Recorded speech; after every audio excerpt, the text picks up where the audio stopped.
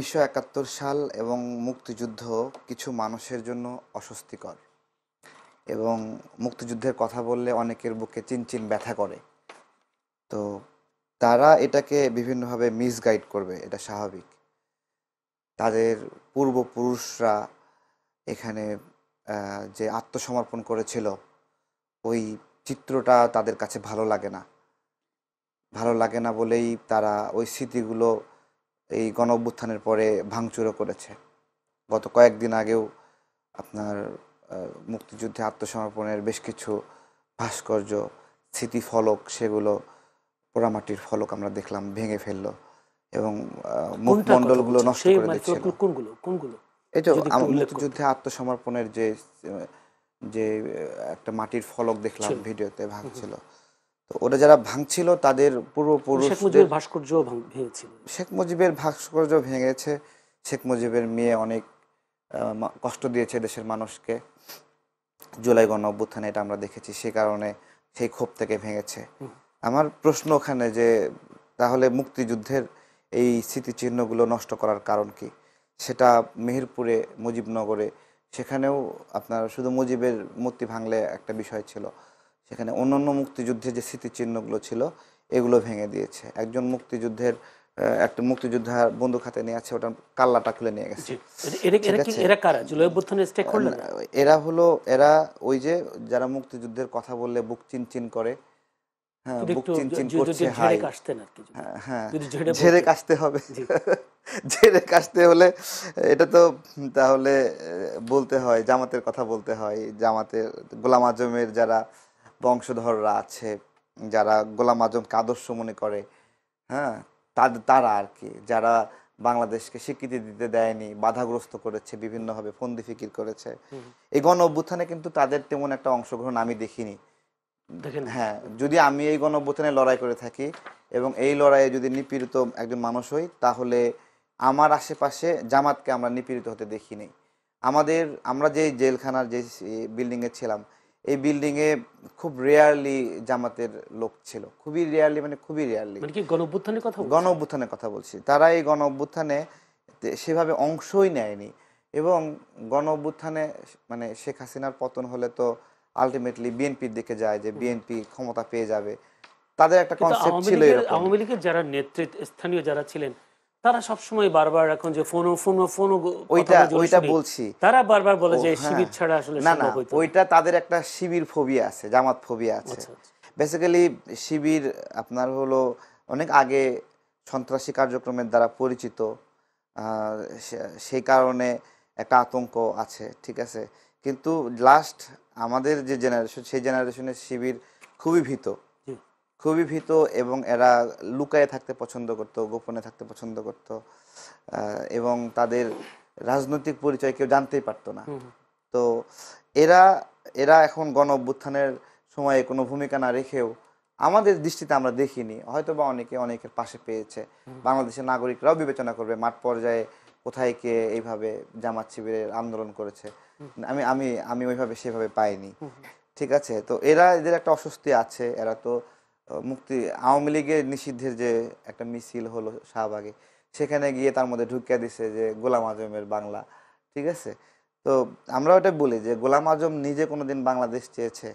আপনি এই যে এরা বাই চান্সে এখানে যে একটা বিজয়ের ক্রেডিট নেওয়ার চেষ্টা করছে, যারা নিজেরা এই গণ-অভ্যুত্থানে মিনিমাম ভূমিকা রাখেনি, একটা সাধারণ পথচারী যে ভূমিকা রাখছে, জামাতের একটা নেতা কর্মী শিবির, তারা ভূমিকা রাখেনি। অথচ 5 আগস্টের পরে তারা কিন্তু আবার ক্ষমতার অংশ হয়েছে, এরকম কথাও শোনা যায়। হ্যাঁ, ক্ষমতার তো অংশ হয়েছেই। ঢাকা বিশ্ববিদ্যালয়ের ভিসি সহ বিভিন্ন প্রাতিষ্ঠানিক যে পদবিগুলো, এগুলো তো নিয়েছেই এগুলো তারা নিয়েছে এবং জনগণের ম্যান্ডেট নাই, তারপরেও তারা নিয়েছে এখানে, ঠিক আছে। এবং তাদের কথা, মুখের ভাষাগুলো বিশ্ববিদ্যালয় যেগুলো ভোটে জিতেছে ওগুলো ম্যান্ডেট ছিল না। হ্যাঁ, আছে, যেগুলো আছে আপনার, এবং তাদের মুখের ভাষাগুলো দেখেন, যখন গোলাম পরোয়ার বক্তব্য দিচ্ছে, এমন হুঙ্কার দিচ্ছে, মনে হয় এই মুহূর্তে সে 3টা রক কেটে এখানে এসে বক্তব্য দিচ্ছে, ঠিক আছে। মাসুদ যখন বক্তব্য দিচ্ছে, মানে 2-4টা রক কেটে সে আইসে এখন মানে ঝেড়ে কাশছে। তো এই যাদের মানে ভাষা, তারা আবার বক্তব্য দেয় যে আওয়ামী লীগের সময় তাদের গায়ে একটা আঁচড়ই লাগেনি, যার গায়ে আঁচড় লাগেনি তার মানে সে আওয়ামী লীগের বন্ধু ছিল, বন্ধুবর ছিল, ঠিক আছে। তো আওয়ামী লীগের একটা রাজনীতি দেখেন, আওয়ামী লীগ সবসময় জামাতের রাজনীতিকে প্রাসঙ্গিক করে রাখছে, আবার জামাত এখন আওয়ামী লীগের রাজনীতিকে প্রাসঙ্গিক করে রাখছে। দেখেন আওয়ামী লীগও বক্তব্য দেওয়ার সময় বারবার জামাতের নাম বলছে, ঠিক আছে, ওই জামাতও বারবার আওয়ামী লীগের নাম বলতেছে। এই যে একটা প্রাসঙ্গিকতা, দুজনকে টিকায় রাখার একটা, একই মুদ্রায় এপিট বলছেন না, না একই মুদ্রায় এপিট না, অবশ্যই আওয়ামী লীগ আপনার হলো জামাতের চেয়ে কম অপরাধী, জামাতের চেয়ে কম অপরাধী, হ্যাঁ অবশ্যই কম অপরাধী। আপনার হলো বাংলাদেশের জন্মই যারা স্বীকার করেনি তাদের চেয়ে বড় অপরাধী আছে যারা বাংলাদেশকে লালন করে না। এটা একটা দেশে থাকছে, সে দেশ লালন করে না, সে দেশকে সম্মান করে না, রেসপেক্ট করে না, তার চেয়ে পাকিস্তানকে তারা বেশি ওন করে, বেশি ধারণ করে। তো তার এরই তো একটা অপরাধ, এর চেয়ে জঘন্য অপরাধ আছে যে দেশে আপনি বাস করছেন সেই দেশের বিরুদ্ধে। এবং জামাত এমন একটা এস্টাবলিশমেন্ট যেটা বাংলাদেশের কোনো এস্টাবলিশমেন্ট না, এটা বহুদেশীয় এস্টাবলিশমেন্ট, এবং এরা সবসময় পারস্পরিক স্বার্থ হাসিল করে। আপনি কি মনে করেন যে জামাত যে বিভিন্ন জায়গায় ডোনেশন দিচ্ছে এইটা তাদের কর্মীদের কাছ থেকে 10 টাকা, 20 টাকা, 5 টাকা, 500 টাকা, 100 টাকা চাঁদা নিয়ে দিচ্ছে, এইভাবে দিচ্ছে? এদের গোপন ফান্ডিং আছে, ইন্টারন্যাশনাল ফান্ডিং আছে, যারা দেশের স্বার্থ বিক্রি করে দিয়ে তারা বিভিন্ন সময় বিভিন্ন ধরনের এজেন্ডা বাস্তবায়ন করে, সেখান থেকে সেই ফান্ডিং গুলো আসে। আমরাও রাজনীতি করি, আমাদেরকেও অনেক মানুষ ডোনেশন দেয়, কিন্তু আমরা রাজনীতি করা কত কঠিন, অর্থ ব্যবস্থাপনা কত কঠিন আমরা জানি। সেই জায়গাতে তারা যদি বলে, একটা প্রশ্ন করি, 5 আগস্টের আগে আপনি যথেষ্ট ইউটিউবে যথেষ্ট আন্দোলনের ভূমিকা আপনি রেখেছেন, বিভিন্ন বিষয় আওয়ামী লীগের বিরুদ্ধে যথেষ্ট ভূমিকা আপনি রেখেছেন, তখন কিন্তু আমি জামাতকে নিয়ে কথা বলতে দেখিনি।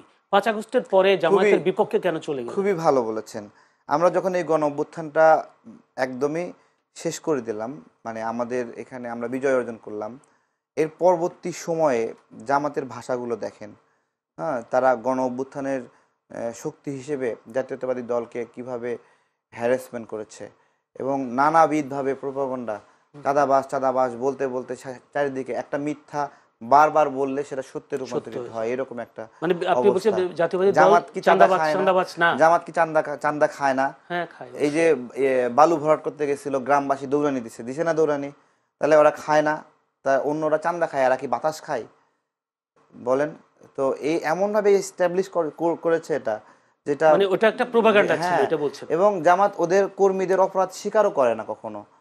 এই যে আপনার হলো বরিশালে একটা শিবিরের উপজেলা সভাপতি, সে প্রবাসীর স্ত্রীর সঙ্গে ধরা খেয়েছে, স্বীকারই করলো না, এমন অবস্থা করলো তারা এটা ছাত্র দলের নামে চালাই দিল। এরা এইরকম জালিম, নিজেদের অপরাধ ছাত্র দলের নামে চালাই দিচ্ছে, এদের চেয়ে জালিম আপনি আর কোথাও পাবেন না। এবং স্বীকার করলো না, পরে যখন আমরা পড়তে ধরাই দিলাম তখন তারা এটা স্বীকার করলো। আবার ওই যে আবরার ফাদের খুনির পক্ষ নিছে, তারা এটাকে জাস্টিফাই করার চেষ্টা করলো প্রত্যেকটা সময়। এবং দেখেন ওই যে বললো না, পুলিশ তাদের কথায় উঠবে বসবে, এভাবে বলছে, শিক্ষকরা তাদের প্রচারণা করবে, এই বক্তব্য কিন্তু মাসুদ, এই যে রক কাটা মাসুদ, ঠিক আছে, মাসুদ আছে না, আমি যে বললাম, হ্যাঁ, সে বলতেছে এখন সে অনেক সাহসী হয়ে গেছে, বক্তব্য দিলেই মনে হচ্ছে যে কয়েকটা রক ফালায় দিয়ে সে এসে বক্তব্য দিচ্ছে। কিন্তু আগে তো আওয়ামী লীগের সাথে মিল রেখে চলছে, বলছে না যে জামাত যদি জানে সত্যিকার অর্থে জামাত করে, তাদেরকে হ্যারাসমেন্ট করেনি, তাদেরকে জামিন দিয়ে দিছে, তুমি সত্যিকারে জামাত করো তারা তোমার জামিন দিয়ে দিবে। এই যাদের রাজনৈতিক বোঝাপড়া ছিল তারা আমাদের গণ অভ্যুত্থানে আমাদের সহযোগিতা করেছে, আমাদের পক্ষে ছিল, এরকম না। আমাদের গণ অভ্যুত্থানে আমাদের শত্রুর মুখোমুখি লড়াই, এবং সেটা চরম শত্রুতা, যেদিন 28 অক্টোবর আমরা লড়াই করছিলাম সেই যে বিজয়নগর পানির ট্যাঙ্কের সামনে, বিভিন্ন যুগপৎ আন্দোলনের সহযোগী বন্ধুরা আমরা ছিলাম, সেই সময় সেই দিন জামাত সবচেয়ে বড় বেইমানি করেছে। সেই দিন আমরা এখানে এখানে আন্দোলন করার সময়, সেই দিনই গণ অভ্যুত্থান হইতো, সেই দিন আন্দোলনের সময় তারা আওয়ামী লীগের সঙ্গে পুলিশের সঙ্গে আপোষ করে ওদিক থেকে প্রোগ্রাম করে চিপা দিয়ে, এবং ওদের পলিসি ছিল যে তারা পল্টন মুখে আসবেই না, তারা ওই দিক দিয়ে তাদের গ্রুপ টুরুপে তারা নীতিমালা লিখে দিচ্ছে, আপনারা আশেপাশে ভুলেও কেউ পল্টনের আশেপাশে যাবেন না। তার মানে পল্টনে একটা ক্র্যাক ডাউন হবে, এটা যেমন আগে থেকে জানতো, জেনে তারা তাদের পলিসির মতো তারা কখনোই আমাদের আন্দোলন সংগ্রামের বন্ধু ছিল না। সেই অভ্যুত্থানটা ডিপেন্ড করছিল জামাতের উপর, বিএনপির এত হাজার হাজার কর্মী নেতা, জামাতের উপর না। বিষয় হলো দেখেন, আপনি যে বলছেন মনে হচ্ছে জামাত থাকলে একটা ডিপেন্ডেন্সি থাকে। দেখেন যখন পরস্পর অনেকগুলো দল একসাথে আন্দোলন করছে, একদিনে প্রোগ্রাম করছে, সেই দিকে পরস্পরের ডিপেন্ডেন্সি থাকে, যে এরকম ভাবে আমরা একসঙ্গে আছি, আপনি ওই দিক থেকে চাপ দিবেন, আমি এদিক থেকে চাপ দেব। আপনি যদি একদমই মাঠে না থাকেন তাহলে কোনো কথা নাই। যদি জামাত মাঠে না থাকতো কথা ছিল না, কিন্তু জামাত মাঠে থেকেও যেহেতু বেইমানি করলো ওইখানে প্রবলেমটা হয়ে গেছে। ধন্যবাদ আপনাকে। একটু যে মুমিনুল আমিন জামাত নিয়ে যে কথা বললো যে 28 অক্টোবর যদি ধরি, জামাত কি সেদিন আসলে কি বেইমানি করেছেন, যদি উনি বলেন বেইমানি করেছেন, আসলে আপনারা এনডিএম কি মনে করে? 28 অক্টোবর সেদিন আমরা দেখলাম বিএনপির হাজার হাজার নেতাকর্মী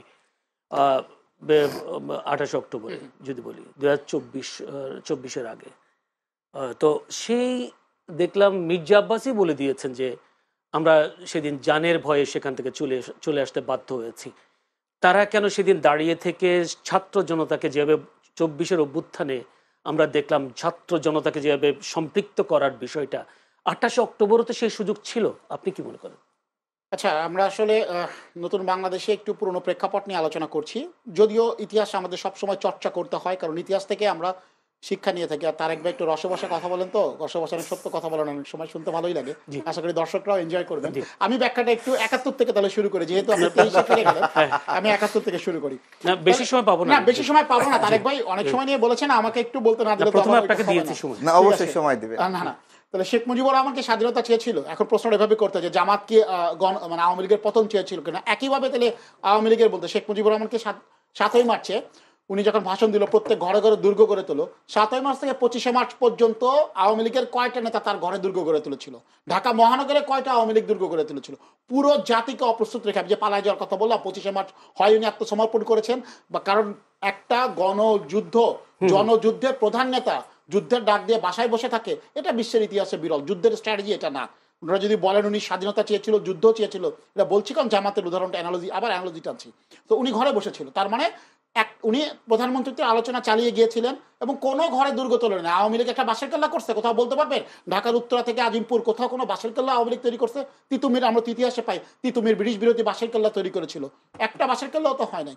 তার মানে জাতিকে অপ্রস্তুত রেখে তিনি তার পরিবারকে সেফ রেখে, পাকিস্তানিদের কাছে রেখে ভাতাও পেত তার পরিবার, আমি যতটুকু জানি, তার পরিবার ভাতাও পেত, এবং তিনি পাকিস্তানে উনি জানতেনও না দেশ স্বাধীন হয়েছেন। একইভাবে ঠিক একই ঘটনা, জামাত কি আসলে আওয়ামী লীগের পতন চেয়েছিল? যদিও তারা নির্যাতিত নিপীড়িত দল, মুসলিম দল। তারেক ভাই সবসময় বলে যে উনি নিপীড়িতর পক্ষে, আওয়ামী লীগ, উনি এখন মাঝে মাঝে এটাও তো শুনেছি যে আওয়ামী লীগ যদি নিপীড়িত হয় এরকম পক্ষে থাকবেন কি একটা উনি হয়তো বলেছিলেন। তো জামাত ইসলামী 28 অক্টোবর যে ঘটনা, আমাদের এনডিএম এর একটা প্রোগ্রাম ছিল, মুক্তির মহাসমাবেশ আমাদের মালিবাগ মহানগর কার্যালয়ের সামনে, ওনাদেরও প্রোগ্রাম ছিল। আমরা ওই দিন জানি কি ফেস করেছি। জামাত কিন্তু জামাতের গায়ে একটা ফুলের টোকা ওই দিন পরে নাই।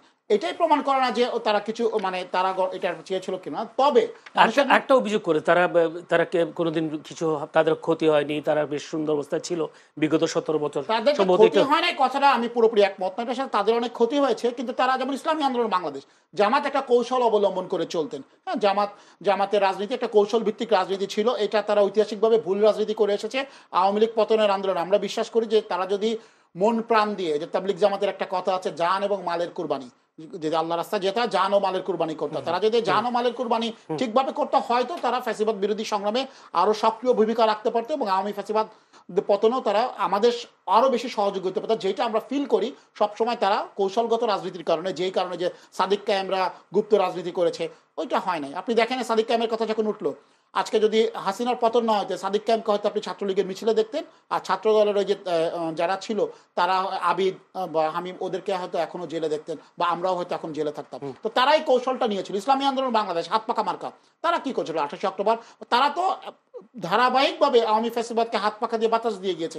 অনেক টক শোতে প্রকাশ্যে আমরা এই কথা বলেছি। তাদের গায়ে কোনো ফুলের টাকা পড়েছিল? তারা তো সুন্দরভাবে প্রোগ্রাম করেছে, ওয়াজ মাহফিল করেছে, এবং তারা কি করতো, আওয়ামী লীগ বিরোধী প্রোগ্রামের কথা বলে পল্টন মোড়ে এসে জড়ো হইতো, দোয়া দুরুদ পড়ে তারা আবার তাদের কার্যালয়ে ফিরে যেত। আমরা আসলে যেই সংগ্রাম আমরা মনে করি, আমাদের যে ত্যাগ, আমাদের নেতাকর্মী, বিএনপি লক্ষ লক্ষ নেতাকর্মীর যে ত্যাগ, রক্তদানের যে ইতিহাস, রিমান্ডে নির্যাতন, আয়না ঘরে যাওয়া, গণঅভ্যুত্থানের সময় প্রথম ছাত্র সংগঠনের কেন্দ্রীয় সভাপতি আমাদের মাসুদ রানা জুয়েল, সে অ্যারেস্ট হয়। এছাড়াও আমাদের আরো অনেক নেতাকর্মী হ্যারাসমেন্টের শিকার হয়েছিল। আমাদের বাসায়, আমরা বাসায় থাকতে পারতাম না, যেহেতু আমরা শীর্ষ নেতা দলের, আমাদের বাসায় রেগুলার রেইড হইতো, আমরা পালায় থাকতাম। আমরা যেহেতু আমাদের নির্দেশনা দিতে হবে, স্থান পরিবর্তন করে করে থাকতাম, সমন্বয় করার চেষ্টা করতাম। তো আমাদেরও অনেক একটা ভালো ভূমিকা ছিল। ধন্যবাদ আপনাকে।